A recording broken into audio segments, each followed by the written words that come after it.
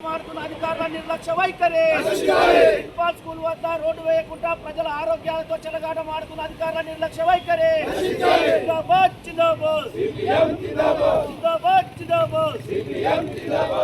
ఫీట్ల రోడ్డును వెంటనే శ్మశాన వాటికకు పోయి 60 ఫీట్ల రోడ్డును వెంటనే ఎవరు ఫారక్ నుండి శ్మశాన వాటిక వరకు 60 ఫీట్ల రోడ్డును వెంటనే. అందరికీ నమస్కారం. సోదరులారా, జనగామ పట్టణంలోని నెహ్రూ పార్క్ దగ్గర సెంట్ పాల్ పోయేటువంటి స్కూలు, ఈ స్కూల్ దగ్గర గత 4 సంవత్సరాల కిందట ఆనాడు ఉన్నటువంటి MLA TRS MLA Muthireddy Agireddy వర్షం పడుతున్నా కూడా ఈ ఇళ్లను ఖాళీ చేసి గోడలు కూల్చేసి ఇక్కడికి వెళ్ళి ఎంబడే రోడ్డు వేస్తున్నా అని చెప్పేసి ఆ రోజు మరి మాట ఇచ్చిండు, మాట తప్పిండు. సోదరులారా, ఆ మాట తప్పినటువంటి వ్యక్తి ఈరోజు కాలగర్భంలో కలిపేట్టుగా మనం చూస్తూ ఉన్నాం. కాబట్టి దాంతో పాటుగా ఈ రోజు ఉన్నటువంటి ఎమ్మెల్యే గారు కానీ, మున్సిపల్ అధికారులు, కమిషనర్ గారు, డిఈ గారు, ఏఈ గారు ఈ యొక్క సమస్యను పరిష్కరించాలని చెప్పి ఈ సందర్భంగా విజ్ఞప్తి చేస్తూ ఉన్నాం. ఎందుకంటే జనగామ పట్టణంలో రోజుకు దాదాపైన కూడా 4-5 శవాలు ఇక్కడికి వెళ్ళి మరి శ్మశాన వాటికి పోతాయి. శ్మశాన వాటికి పోయినప్పుడు మరి కాలికి దాడిగా నడవాలి. ఎందుకంటే ముందు తలవెర పట్టేటువంటి ఆయన ఆ ముందు కుండ పట్టుకొని ముందు నడవాలంటే కాళ్ళకి చెప్పులు లేకుండా నడవాలి. కాబట్టి అనేకమైనటువంటి ఈ కంకర రాళ్ళు పుచ్చుకుంటూ మరి కింద పడిపోయినటువంటి స్థితి కూడా ఉన్నది అని చెప్పి సందర్భంగా గుర్తు చేస్తూ ఉన్నాం. తక్షణమే ఈ రోడ్డును సోదరులారా, జనగామ నడిబొడ్డున ఉండే నెహ్రూ పార్క్ ఏరియా, జనగామలో శవాల వాటిక అంటే ఈ జనగామ నెహ్రూ పార్క్ ఇదే. దీనికి ఇంతవరకు ముత్తిరెడ్డి గారు 4 సంవత్సరాల కింద రోడ్లు వేస్తారని అడావుడి చేసి ఇల్లు ఊరదెంగి ఈ పక్క ఆ పక్కని గెలిపిండు. గతం పోయి ఆయన వరకు రోడ్డు హెల్ప్ చేసుకున్నాడు. కానీ ఈ దస్తు వచ్చి అట్టే ఉంచారు. 1,200 మంది పిల్లలు ఉంటారు ఈ స్కూల్లో. వాళ్ళకు అన్నాలు తీసుకపోడు, టిఫిన్ తీసుకపోడు. ఈ దస్తుకు పిల్లలు మొత్తం ఆరోగ్యంగా అవుతున్నారు. దీని గురించి మున్సిపాలిటీ అశ్రద్ధతనానికి మనం చిందిస్తున్నామని నా యొక్క కోరిక. ఇవాళ జనగామ మున్సిపాలిటీ అధికారులు వ్యవహరిస్తూ ఉన్నారు. మరి స్పెషల్ కలెక్టర్గా ప్రత్యేక అధికారిగా ఉన్నటువంటి అదనపు కలెక్టర్ పింకేష్ కుమార్ గారు కూడా సక్రమంగా ప్రజా సమస్యల మీద దృష్టి పెట్టట్లేదు. కాకపోతే ఈ మధ్య కాలంలో గత వారం రోజులుగా సిపిఎం పర్యటనలకు మాత్రమే పరిమితమైన పరిస్థితి కనబడతా ఉన్నది. అది కూడా ఒక అందుకు మంచిదే అని చెప్పేసి ఈ సందర్భంగా చెప్తా ఉన్నాం. తట్టి లేపితే కానీ కదలని స్థితిలో ఇవాళ జనగామ మున్సిపాలిటీ పరిపాలన ఉన్నది అని చెప్పేసి ఈ సందర్భంగా సిపిఎం వైపు తెలియజేస్తా ఉన్నాం. సోదరులారా, ఈ జనగామ పట్టణ ప్రజా సమస్యలు పరిష్కరించాలని చెప్పేసి రేపు 11వ తారీఖు నాడు మున్సిపల్ కార్యాలయం ముందు మహాధరణ నిర్వహిస్తూ ఉన్నాం. ఇవేమో గొంతమ్మ కోరికలేమి లేవు, చిన్న చిన్న సమస్యలే, మున్సిపాలిటీ పరిష్కరించే సమస్యలే.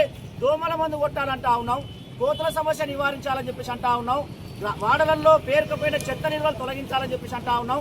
అంతేకాకుండా అవసరం ఉన్న చోటల్లా మరి శివారు ప్రాంతాలలో రోడ్లు లేని కాడ రోడ్లు వేయాలని, మోరీలు లేని కాడ మోరీలు వేయాలని, పొంగిపోయినటువంటి పాత మోరీలు ఏవైతే ఉన్నాయో వాటి వల్ల డ్రైనేజ్ పొంగి పొరులుతా ఉన్నది, వాటిని పూర్తి చేయాలని చెప్పేసి అంటా ఉన్నాం. మరి జనగామ పట్టణంలో వరద నివారణ చర్యలు చేపట్టడం కోసం నిర్మిస్తున్నటువంటి ఏదైతే అండర్ గ్రౌండ్ పెద్ద మోరీ ఉన్నదో దాన్ని తక్షణం పూర్తి చేయాలని చెప్పేసి చెప్తా ఉన్నాం. ఎందుకంటే వర్షాలు లేట్ అయినాయి కాబట్టి వరదలు రాలే. వర్షాలు కనుక వచ్చుంటే మరి ఆ పని పెండింగ్లో ఉండడం వల్ల మళ్ళీ బాలాజీ నగరు, జ్యోతి నగరు, దాంతోపాటు కుర్మవాడ, ఆవోప బిల్డింగు, మరి శ్మశాన వాటిక ప్రాంతం ఇదంతా కూడా మళ్ళీ జలమయం అయిపోయేటువంటి పరిస్థితి ఏర్పడుతుంది. అందుకోసం ఆ పనులు వెంటనే పూర్తి చేయాలని చెప్పేసి కోరుతా ఉన్నాం. ఈరోజు ఇవాళ ఈ సెంట్ పాల్ స్కూల్ ఏరియాలో సిపిఎం సర్వే నిర్వహించడం. మరి ఇక్కడ ప్రధానంగా ఈ ప్రాంత ప్రజలందరూ కూడా చెప్తా ఉన్నారు, అయ్యా జూన్ 21, 2021లో 4 సంవత్సరాల క్రితం రోడ్డు వేస్తాం, 60 ఫీట్ల రోడ్డు వేస్తామని చెప్పేసి హడావుడి చేసిర్రు. చెబితే మేము అందరూ అభివృద్ధికి సహకరించి మా ఇండ్లను కూడా ఊడగొట్టుకున్నామని చెప్పేసి ఇక్కడ చెప్తా ఉన్నారు. ఈ స్కూల్కు సంబంధించి వాళ్ళు స్థలం ఇచ్చినామంటా ఉన్నారు, అక్కడ ఫంక్షన్ హాల్ వాళ్ళు మేము సెట్ బ్యాక్ అయ్యామని చెప్పేసి అంటా ఉన్నారు. ప్రజలందరూ స్వచ్ఛందంగా 60 ఫీట్ల రోడ్డు వస్తుంది, మా ఇండ్లు బాగుపడతాయి, మేము బాగుపడతాం అని చెప్పేసి అనుకుని వాళ్ళు స్థలం ఇచ్చి సహకరిస్తే వాళ్లకు మిగిలింది ఏంది అని చెప్పేసి అంటే కంట్లో నోట్లో మట్టి దుమ్ము అని చెప్పేసి ఈ సందర్భంగా తెలియజేస్తా ఉన్నాం. ఈ 4 సంవత్సరాల నుంచి ఈ కంకర నుంచి వచ్చే డస్ట్ వాళ్ళ కడుపులలోకి పోతా ఉన్నాయి, ఊపిరితిత్తులకు సంబంధించిన వ్యాధులు వస్తూ ఉన్నాయి. దాంతో పాటుగా కళ్ళల్లో పడి కళ్ళకు సంబంధించినటువంటి వ్యాధులు వస్తూ ఉన్నాయి, కళ్ళు రాసుకపోతా ఉన్నాయని చెప్పేసి ఆవేదన వ్యక్తం చేస్తా ఉన్నారు. మరొక పక్క ఇలా హోటలు కిరాణం షాపు వాళ్ళు దుమ్ముతోటి మా వస్తువులన్నీ ఖరాబ్ అవుతున్నాయి, మా సరుకులు పడేస్తా ఉన్నాం, ఇట్లా ఆర్థిక నష్టం కూడా జరుగుతూ ఉన్నది. మరి ఎవరు ఇక్కడ రాలేని పరిస్థితి ఉంటా ఉందని చెప్పి చెప్తా ఉన్నారు. మరొక పక్క ఇక్కడ ఒక 1000 మంది ఈ స్కూల్ ఉండే సెంట్ పాల్ స్కూల్ 1000 మంది పిల్లలల్లో ఉంటారు.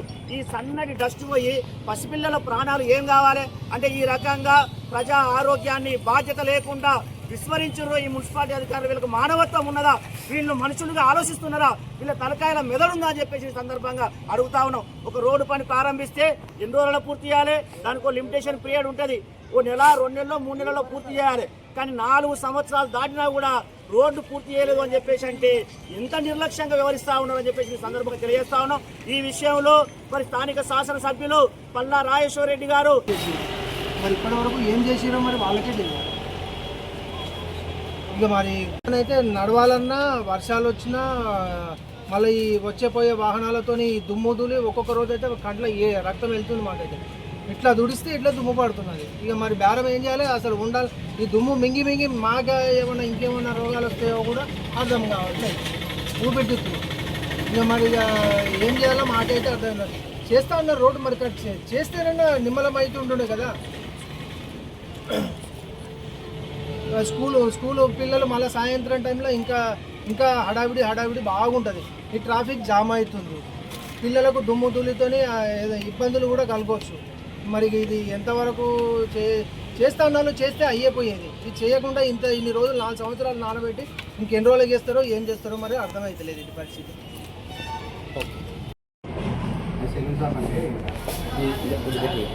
సెలూన్ షాప్ అండి, వచ్చే బండ్ల కూడా దుమ్ము లోపలి బాగా వస్తుంది, రోడ్డు బాగాలేదు, మళ్ళీ కస్టమర్లు కూడా ఇబ్బంది అవుతుంది. ఈ బండ్లకు పిల్లలు అటు తినడానికి పడిపోతుంది బండ్ల వల్ల. మళ్ళీ డస్ట్ బాగా అవుతుంది, లారీలు ట్రాక్టర్లు, స్కూల్ పిల్లల వల్ల రోడ్డు పడిపోతుంది, స్కూల్ పిల్లలు అది దాటలేదు ఉంటుంది. కంకర వచ్చి 4 ఏళ్ళు అవుతుంది, రోడ్ ఇంకెత్తలేదు, డస్ట్ వల్ల గిరాకీ కూడా దెబ్బతింటుంది. కావాలని తొందరగా రోడ్ వేయాలని మున్సిపాలిటీ. మున్సిపాలిటీ నమస్కారం అందరికీ. ఇది అందరికీ కోరుతున్నాము.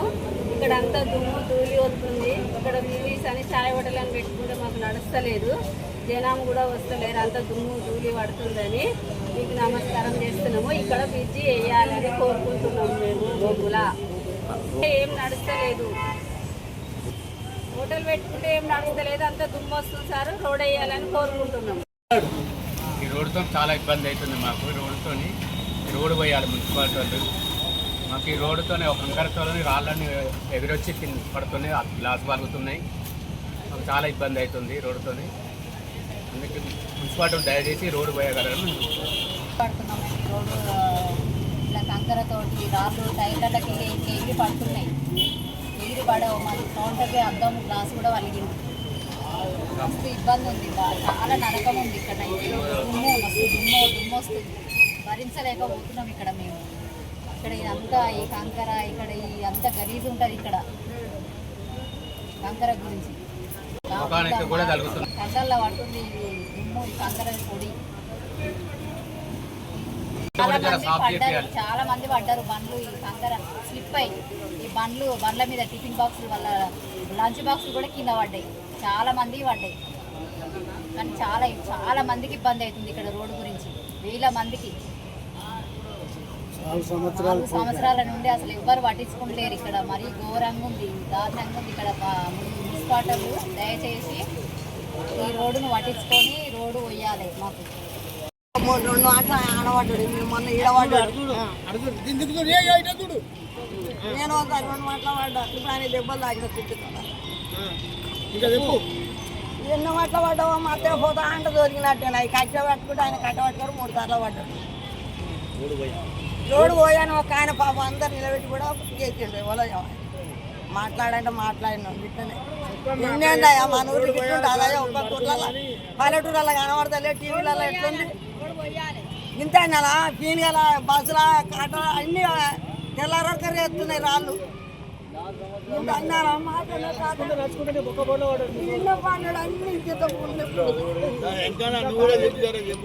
అడుగు ఇల్లు చూసారు ఇంకా అన్నావు 60 ఫీట్ల రోడ్ వేస్తా అని ముత్తిరెడ్డి మొత్తం ఇళ్ళన్నీ ఖరాబ్ చేసిండు. 60 ఫీట్ల రోడ్ లేదు, ఏం లేదు. ఆయన జేకేఎస్ వాళ్ళతో కుమ్మక్కై ఆడవాళ్ళు రోడ్డు గురించి వాళ్ళకి రోడ్డు కావాలంటే ఇళ్ళన్నీ పడగొట్టి మాకు ఇందిరమ్మ ఇల్లు ఇస్తా అని చెప్పి మాట ఇచ్చిండు. ఇందిరమ్మ ఇల్లు కూడా ఇవ్వలేదు. మాకు వసతి కల్పిస్తా అన్నది కల్పించలేదు. మా ఇళ్ళన్నీ పోయినాయి. మాకు ఉన్నది ఒక రూము. ఆ ఒక్క రూమ్లోనే ఇక్కడ డస్ట్ గిస్ట్ అంతా మొత్తం మాకు చిన్న చిన్న పిల్లలు ఉన్నారు. ఆ డస్ట్ అంతా మా ఇళ్ళలో వస్తున్నాయి. పిల్లలకు అనారోగ్యంతో ఇదవుతుర్రు. తిన్న తిండి కూడా ఈ డస్ట్ వల్ల, ఈ కంకర వల్ల మా పిల్లలు బయట ఆడుకుంటామని బయటకు వెళ్తే కార్లు పోయి ఆడ రౌతు కొట్టి కంటికి దెబ్బ కలిగి 50,000 నష్టపరిహారం అయింది. మాకు హాస్పిటల్లో ఖర్చు అయింది. ఇది ఎవరు భరిస్తారు? ఈ రోడ్ వేయాలి, మాకు రోడ్ వేసి మాకు సహకరించాలి. ఇందిరమ్మ ఇల్లు ఇస్తా అని చెప్పారు. ఇందిరమ్మ ఇల్లు కూడా మాకు ఇవ్వలేదు. ముత్తిరెడ్డి ఇట్లా పోయినప్పుడు మేము అడిగితే మీకు ఇస్తామమ్మా, రాసినా మేము చేసినాము అని అన్నాడు. తర్వాత